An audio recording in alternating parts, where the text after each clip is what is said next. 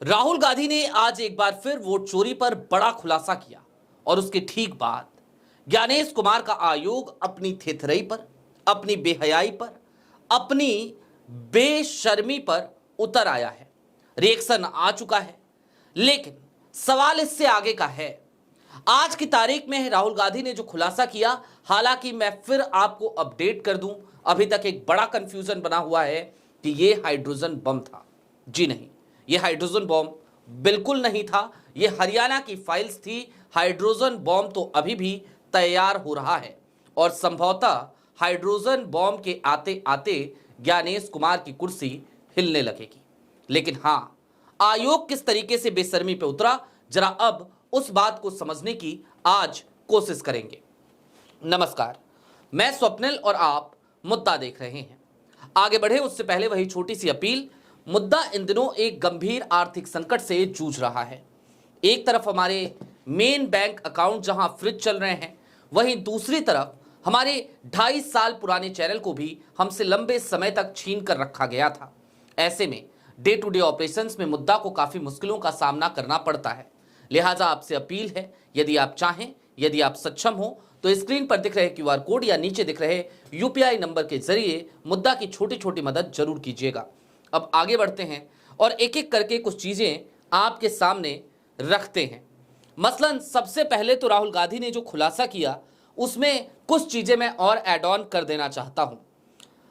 आपकी स्क्रीन पर यह जो तस्वीर दिखाई दे रही है, राहुल गांधी ने इस तस्वीर को दिखाकर पूछा था ये कौन है, और कई लोग इसमें एक कंफ्यूजन लेकर जी रहे थे कि इनका नाम मैथ्यूज फेरेरो है और ये ब्राजील की मॉडल है, जबकि सच्चाई इससे इतर है। मैथ्यूज फेरेरो दरअसल एक फोटोग्राफर है जिन्होंने इस मॉडल की तस्वीर क्लिक करी थी और स्टॉक फोटोज के जरिए उन्होंने इस फोटो को लिस्ट करा था।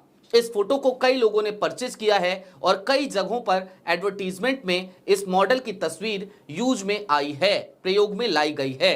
ये है मैथ्यूज फेरेरो की तस्वीर, उनकी मॉडल। लेकिन सवाल इससे आगे का है।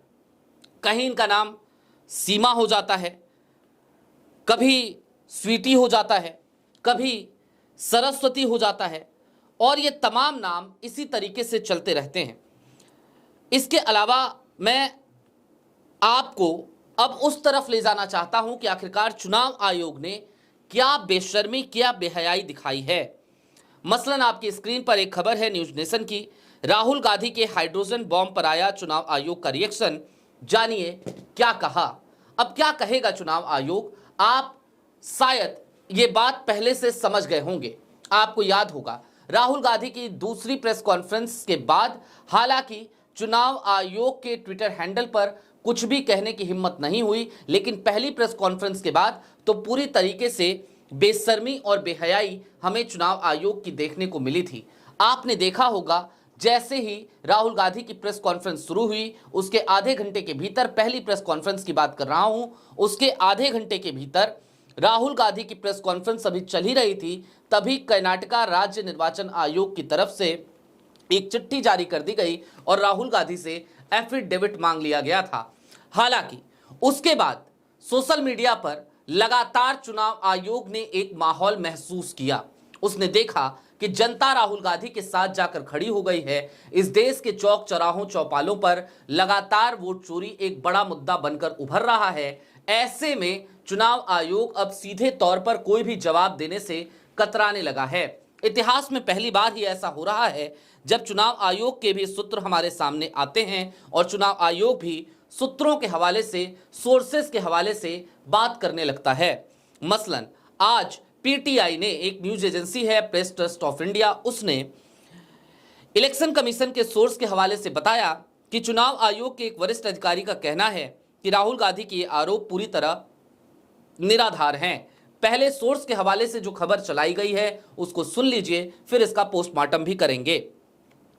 अधिकारी ने कहा कि हरियाणा में मतदाता सूची को लेकर कोई अपील या आपत्ति दर्ज नहीं की गई थी। चुनाव आयोग के अनुसार मतदाता सूची के पुनरीक्षण के दौरान किसी भी राजनीतिक दल, विशेष रूप से कांग्रेस पार्टी ने कोई औपचारिक शिकायत नहीं दी।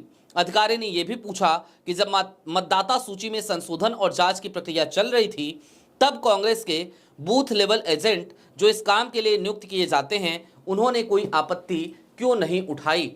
ये कुल मिलाकर उसी तरीके की बात है जिस तरीके की बातें राहुल गांधी ने पहले ही बता दी थी कि यही सब कुछ चुनाव आयोग कर सकता है। मसलन इसे हमारे यहाँ पूर्वांचल की भाषा में गलदुदई, थिथरई, बेहयाई, बेशर्मी इन शब्दों से नवाजा जाता है। जरा सोचिए, चुनाव आयोग आज की तारीख में एक बार फिर राहुल गांधी ने जब सारे सबूत रख दिए, जब पूछ लिया कि स्टॉक फोटो वाली महिला आखिरकार 22 बार कैसे एक ही बूथ पर, 2 बूथों पर दिखाई दे सकती है, जब राहुल गांधी ने इस बात के भी सबूत रख दिए कि देखिए एक ही महिला 233 बार रिपीटेशन में आती है, उसकी तस्वीर आती है, तो फिर चुनाव आयोग आखिरकार इस तरीके की बातें कैसे कर सकता है।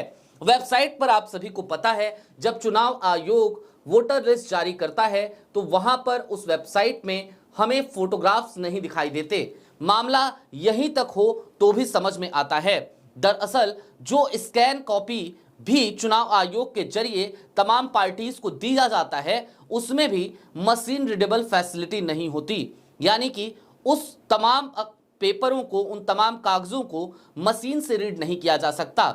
जाहिर सी बात है, जब मशीन से रीड किया ही नहीं जा सकता तो इसके बाद क्या ही विकल्प बचता है। चुनाव आयोग ने लिस्ट तैयार कर दी, वोटर लिस्ट फ्रिज हो चुके हैं, आचार संहिता लागू हो चुकी है, उसके बाद भला किसके पास इतना टाइम बचा है कि वो एक एक करके डेटा को फिर से सिस्टम में एंटर करे और उसके बाद वो चुनाव आयोग की पोल पट्टी खोले या चुनाव आयोग के पास जाकर शिकायत करे।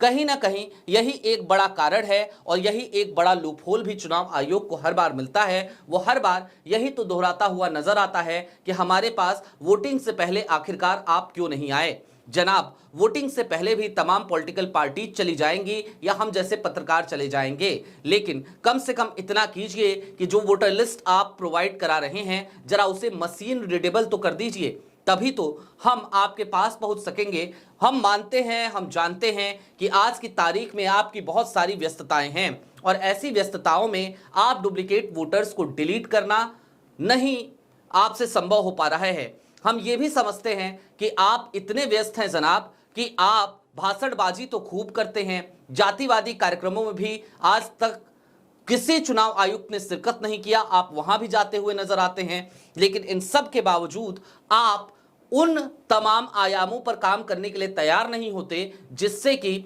इस देश में चुनाव आयोग पर आम जनता का भरोसा फिर से स्थापित किया जा सके। ज्ञानेश कुमार जी, आपको ये सोचने की जरूरत है, आत्मावलोकन करने की जरूरत है कि आज की तारीख में सवाल आपकी क्रेडिबिलिटी का है, सवाल राहुल गांधी की क्रेडिबिलिटी का नहीं है। राहुल सड़क पर निकलते हैं तो लोग उन्हें गले लगाते हुए नजर आते हैं, राहुल जहां जाकर बैठते हैं लोग उनसे आत्मीयता से मिलते बतियाते नजर आते हैं। लेकिन ज्ञानेश कुमार जी, मैं आपको चैलेंज करता हूं, आप एक बार राहुल गांधी की तरह सड़कों पर निकल जाइए, आपको पता चल जाएगा कि आखिरकार आज की तारीख में जनता आपके बारे में क्या सोचती है। ये चैलेंज आपको इसलिए है ताकि आप इस बात का आत्मावलोकन कर सकें कि आज की तारीख में आप जिस तरीके की थिथरई, बेहयाई, बेशर्मी या गलदोदई कर रहे हैं, इसकी वजह से देश की साख पे एक बड़ा बट्टा लग रहा है। जरा सोचिए, ब्राजीलियन मॉडल की तस्वीर अगर हरियाणा में 22 जगहों पर मिलती है, उसकी 22 जगहों पे एंट्री है, तो इसका मतलब सीधे सीधे ये वोट चोरी है या वोट डकैती है। इससे ज्यादा इसे और क्या ही कहा जा सकता है।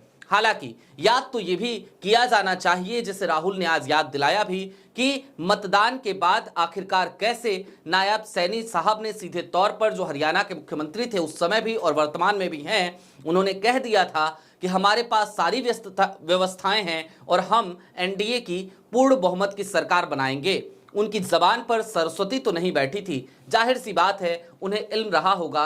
वैसे भी एक कहावत है, उसी कहावत के साथ आप दर्शकों को छोड़े जाते हैं, चोर चोर मौसियावत भाई। आपकी क्या राय है कमेंट बॉक्स में जरूर बताइएगा। अभी के लिए दीजिए इजाजत, चलते चलते फिर वही अपील, चैनल पे नए हो तो सब्सक्राइब करते हुए जाइएगा, सक्षम हो तो छोटी छोटी मदद मुद्दा की जरूर कीजिएगा। बहुत शुक्रिया।